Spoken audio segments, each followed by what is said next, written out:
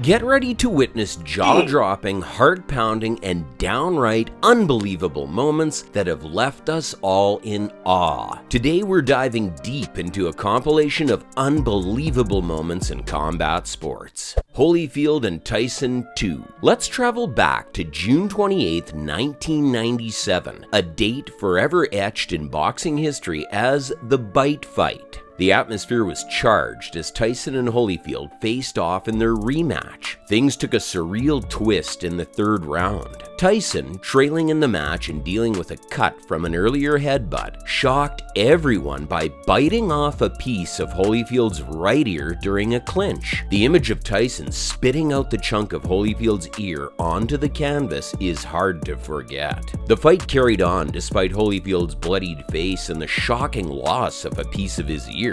Can you believe it? Holyfield showed remarkable resilience, continued to battle it out. But the bizarre saga continued. Tyson bit Holyfield again in another clinch, this time on his left ear. Although the second bite didn't remove any part of the ear, it left a visible mark. Astonishingly, the referee missed this incident. The fight pressed on until the round concluded. During the break between rounds, the discovery of the second bite led to the fight being stopped. Holyfield was declared the winner by disqualification. Tyson's explanation for the bites added another layer of intrigue. He claimed he resorted to this unconventional tactic because he believed Holyfield intentionally used headbutts against him. The rise of Mike Tyson. Regarding boxing, the name Mike Tyson immediately brings a trail of devastation to mind. He embodies the pinnacle of raw power and aggression in the ring for countless fans. Undeniably, he's the living embodiment of the phrase "baddest man on the planet." His swiftness, agility, and footwork were unparalleled, showcasing skills that were ahead of his opponent's time.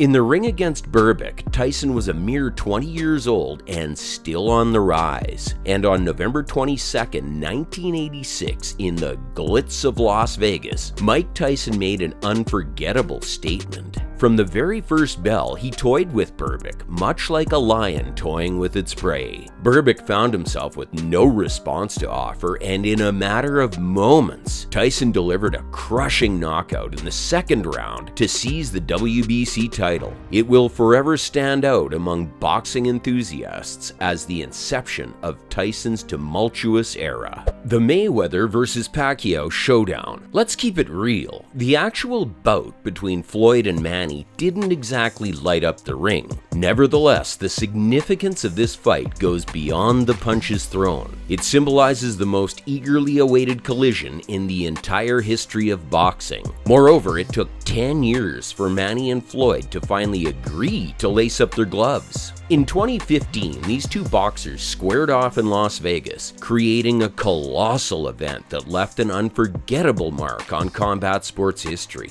The fight amassed a staggering sum of around $400 million in gross revenue. And let's not forget the star-studded crowd. Celebrities from different fields filled the arena. Even the airport had hundreds of private jets landing. However, when it came down to the match itself, it didn't quite match the exciting hopes of the fans. Floyd controlled the match from the opening bell to the final one, while Manny suffered terrible blows. While the fight didn't really live up to the hype, it was still a record-breaking match. Even until now, no boxing event has reached the same levels yet. Rumble in the Jungle. In 1974, George Foreman and Muhammad Ali crossed paths in what emerged as the most significant fighting event of the 20th century. During this time, Ali already held his ground as a formidable champion. He even described himself as youthful, handsome, and practically invincible. However, one giant obstacle stood before him: the powerhouse George Foreman. While Foreman was relatively the newbie, hundreds of fans still supported and cheered him on. But Ali had different plans. He simply allowed Foreman to expend his energy during the early rounds. Then, like a maestro seizing control of his orchestra, Ali took command midway through.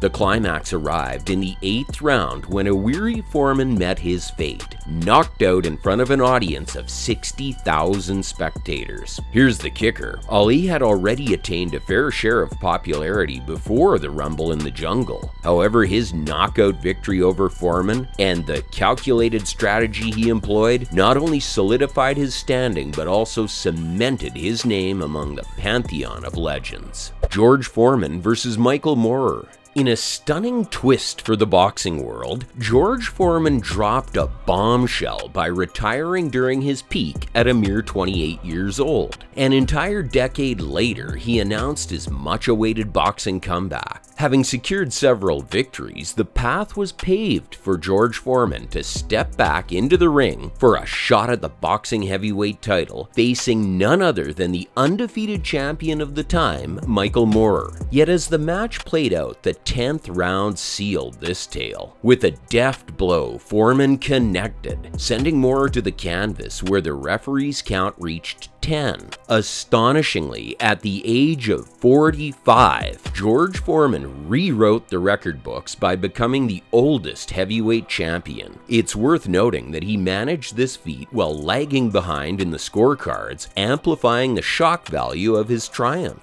As victory echoed through the arena, Foreman found himself back in his corner where he knelt in a moment of prayer. This victory wasn't just about winning a title, it was about shattering records. Foreman's accomplishment carried the weight of 3 distinct milestones: becoming the oldest world champion at the ripe age of 45, breaking the record for the longest gap between first and second world championships by 2 decades, and boasting the widest age disparity of 19 years between champion and challenger ever recorded in a heavyweight boxing championship clash. Oliver McCall and Lennox Lewis. On February 7th, 1997, a rematch between Oliver McCall and Lennox Lewis unfolded, this time for the vacant WBC heavyweight title. The first couple of rounds seemed ordinary enough, with Lennox maintaining a slight upper hand. Yet it was round 3 that marked a drastic shift. As the third round commenced, McCall's energy faded away. Punches weren't thrown and defense was absent. Between the rounds, McCall wandered aimlessly around the ring, a lost figure searching for direction.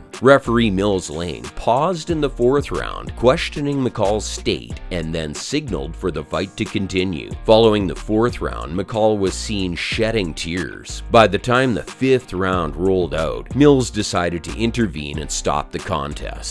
Shortly after the fight, clinical psychiatrist Mark Schatz from Beverly Hills, who had observed the incident, asserted that McCall had endured a mental breakdown. He described McCall as exhibiting signs of emotional fragmentation, detachment, and glazed eyes, telltale indicators of a mental breakdown. The truth emerged 2 months later, validating Schatz's diagnosis. Oliver McCall was admitted to a mental hospital as his wife sought an emergency custody order. James "Fan Man" Miller. Embedded within boxing's annals, James "Fan Man" Miller etched his name in history by piloting his parachute into the midst of the 1993 Riddick Bowe vs. Evander Holyfield rematch. Having suffered the previous year's loss of his titles to Bowe, Holyfield embarked on his path to vengeance. The initial rounds showcased his dominance, a narrative poised to finally bestow upon him the recognition long overshadowed by Mike Tyson's presence.